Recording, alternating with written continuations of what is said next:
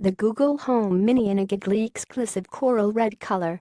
Matt Weinberger, business insider. Google rushed out a fix to a glitch in its latest smart speaker last week that caused the device to surreptitiously record the conversations of its early testers without their knowledge or consent.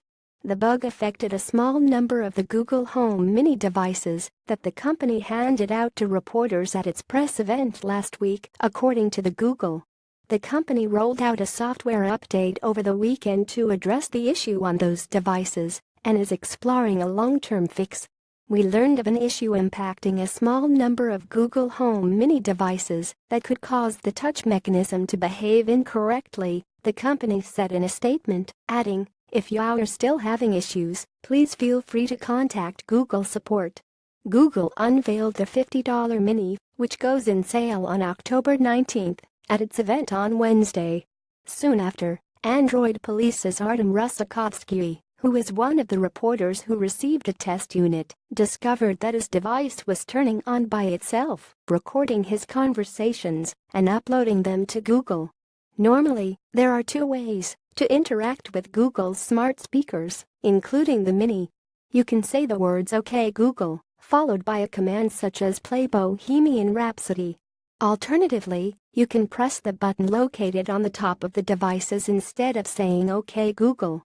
But Rusakovsky discovered that his Mini was listening in on him, even when he hadn't pressed the device's button or said, "OK Google." When he checked his personal activity page on Google, the site that shows users' interactions with the search giant's services and the data it collects on users, he found sound files that had been uploaded to Google servers from the Mini without his consent. Google blamed the glitch on a faulty button in some of the units. The buttons on those Minis were detecting touches even when there was no touch to detect. Rusakovsky apparently got one of the defective devices. On October 7, 3 days after it handed out the Mini review units, Google rolled out a software update that disables the button. The change affects every Mini it's handed out, even those that weren't malfunctioning. Meanwhile, the company says it's deleted all the data recorded from alleged button pushes on the Mini review units, whether they were actual button pushes or not, from the time it handed out the devices to reviewers until it issued the update. Ultimately, the problem appears to be a simple error, not a malicious act of spying. And the company is looking for a long-term solution. But the glitch is one that Google would certainly have liked to have avoided for multiple reasons, as The Verge notes. The bug could not only help undermine sales of the Mini, but hamper Google's broader effort to turn itself into a top-tier hardware maker. Smart speakers like the Mini rely on customers' trust. It's an act of faith for consumers to let Amazon or Google place a microphone in their houses. They generally expect the companies to only record them when they're aware of it. Worse, the nature of the glitch is likely to play into consumers' worst fears about the search giant.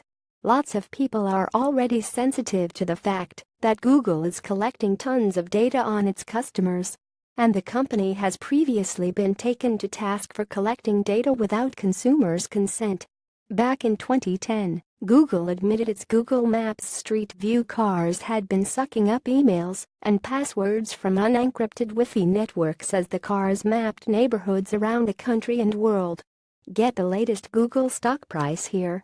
See also: Google's new $50 speaker is a smarter alternative to the Amazon Echo Dot with better sound.